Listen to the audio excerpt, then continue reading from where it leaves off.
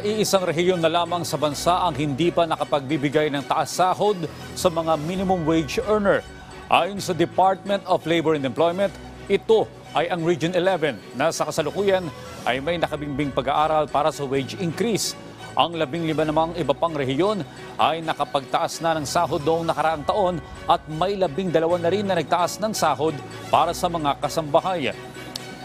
Giit naman ni Labor Secretary Bienvenido Laguesma, nakikita niya na magtutuloy-tuloy pa ang magandang employment rate sa bansa ngayong taon.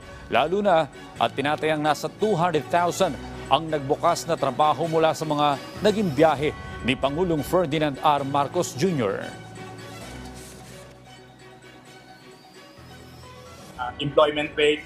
Sa tingin ko po, sa patuloy na kooperasyon at pakikiisa po ng ating pong mga pribadong sektor, ating pong mga employers, magtutuloy-tuloy yan. Idagdag po natin yung magiging bunga ng pong mga pagbisita ng ating Pangulong Bongbong Marcos Jr. dun sa mga bansa